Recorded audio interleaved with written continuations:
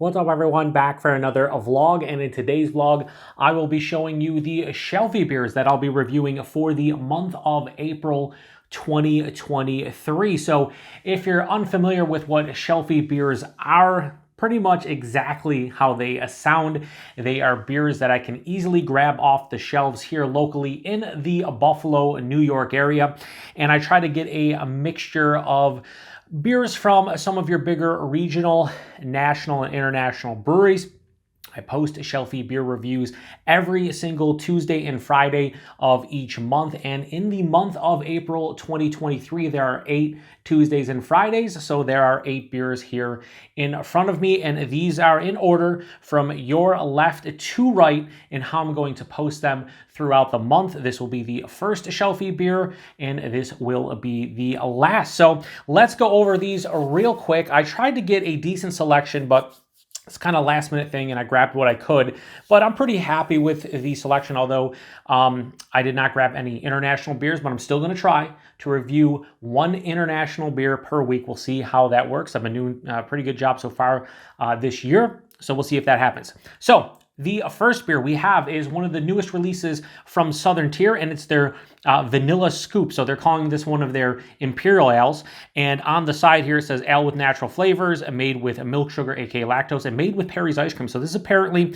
made with Perry's vanilla extract. And if you're in the West New York area, more specifically Buffalo, you know about Perry's ice cream. I do think they get some distro throughout, like, I think it's like Northeastern Ohio, Western PA, and a little bit into the New England region. But if you're in New York State, you know about Perry's ice cream. It's delicious.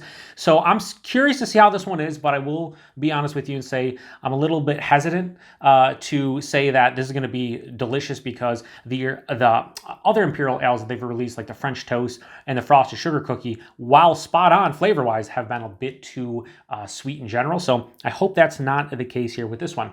Next, we have from Founders, and we have another one of their Green Zebra. So I think it was about 5 or 6 years ago they released Green Zebra, and it was just a watermelon goza. They've come out with a variety pack recently that has the OG, which is the watermelon, the mango. They have a pineapple and a peach in the variety packs, like $20 a 12-pack. I picked up a single of the mango to see how it is.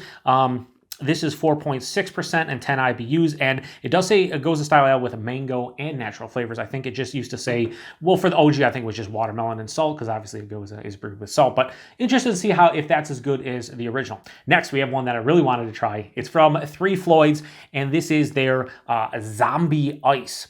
So this is basically a double version of Zombie Dust. They call it a Undead Double Pale Ale. It comes in, do they have the ABV in here? 8.5%, and this is relatively fresh too. The freshness on these, I think this is about 2.5 months old, and this is about 3 weeks old. This is just over a month old, so I'm going to try to get to this one pretty fresh, hopefully no older than 6 weeks old, but I'm kind of curious to see how they do with a double version of the classic Zombie Dust. Next, we have from Dogfish Head. We have one that I've seen a couple times, so I picked it up a couple times in the last couple weeks, I mean. Citrus Squall. It is their double golden ale, so it's an ale with grapefruit juice and blue agave nectar, 8%, and the freshness on this, I don't know exactly, but it does say best by date of August 2023. If I'm reading this correctly, it looks like this was probably canned somewhere in early February. Yeah, probably early February. So probably, less than 2 months old right now. But that's interesting. That seems like it should be a refreshing beer, but it's 8%. So I don't really know. We'll see. Next, we have a beer that's been, for lack of a better word, controversial recently. This is from New Belgium, and it's their Fat Tire. So they have, I guess, changed the recipe for Fat Tire. And I'm, of the opinion, if you're going to change the recipe of like your flagship beer, and this is a classic American craft beer. If you're going to change the recipe, just change the name. Why change the entire recipe of Fat Tire and make it something completely different? You're going to probably piss off quite a few people, but I've heard that this is not as good as the OG. We will see. I wish I had a bottle or can of the previous, classic recipe to compare, but I've had that beer numerous times. The one thing I will say is that I'm kicking myself for not reviewing Fat Tire, which is kind of hard to believe that I never reviewed Fat Tire, but I've had it plenty of times, so I kind of know what it tastes like. I kind of know what it's going for. We'll see if this is anything near that one, but I have a sneaking suspicion that I'm probably going to be disappointed, but we will see, and I've had a couple people ask me to review this one. Along with Sam Adams, they remastered their Boston Lager. Apparently, they didn't exactly change the recipe, but they made it like more crisp and something.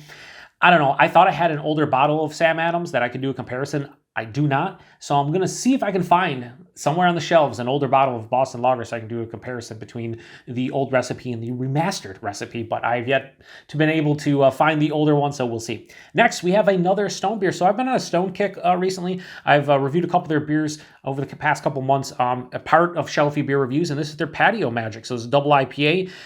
Double IPA brewed with white grape skins and sweet orange peel, 8.8%. They have a big spiel on the back. We will...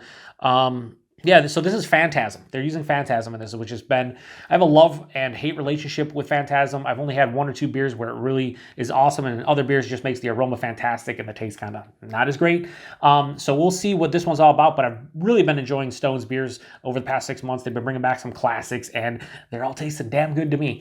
Next, we have from Great Lakes Brewing Company in Cleveland, Ohio, we have their Kick Around Pog Tart. So this is made with Pog juice, or I guess you would call it POG, whatever you want to refer to it as, but it's passion fruit, orange, and guava. I love that combination. Any beer that I see that combination, I'm grabbing. So this is not technically a sour ale. They call it a tart ale, 4.3%. Oh yeah, the freshness on the rest of these. The Fat Tire, best buy date of May 21st, 2023, so about 2 months away on that. And the Stone one is almost 5 weeks old, but it has an enjoy by date of June 22nd. So we should be fine with that. And this Great Lakes, I don't know, but it has a best by date of August 2nd of 2023. They probably give 6 months for this, so probably canned in early February. I'm looking forward to that, though. I'm hoping that it's a nice, refreshing kind of spring, summer beer. And that's, if you kind of notice, this beer and this beer specifically, kind of like, we're starting to get warmer weather soon, definitely in April into May, and we'll see if those are kind of like barbecue,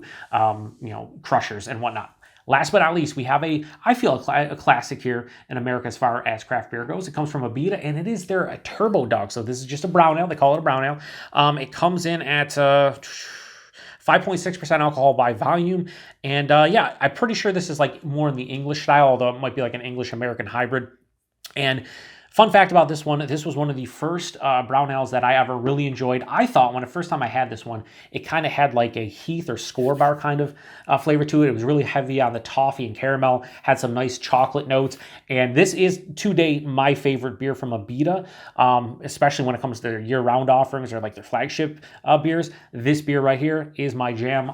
I really enjoy it. Haven't had it in quite a while, many years, but I thought it would be perfect, the Shelfie Beer Review's perfect opportunity to revisit that one and review it. So we got, like I said, 8 beers here. I think I have a decent mix, not the best, admittedly. I was hoping to get a better mixture and at least one international brewery, but didn't do that. I think this is going to be pretty fun. We have a new release from Southern Tier, something from Founders, something from Three Floyds, a Dogfish Head beer, the Fat Tire recipe change, the new recipe, another Stone beer, Great Lakes, and Abita. So if you've had any of these beers before, post in the comment section. Let me know what you think about them. Which one are you looking forward to me reviewing the most? Honestly, I'm looking forward to all of them like I always do with Shelfie beers, but I want to see if Southern Tier can pull off this beer without being crazy sweet. I also want to see how a double version of a Zombie does fares. Also want to see the new recipe from Fat Tire and if it's as bad as a lot of folks have said. And obviously revisiting Abita is really exciting for that beer specifically because, again, I think it's a pretty damn solid beer. So appreciate everybody stopping by for another vlog here on the Beer Patrol. Like I said, be on the lookout for reviews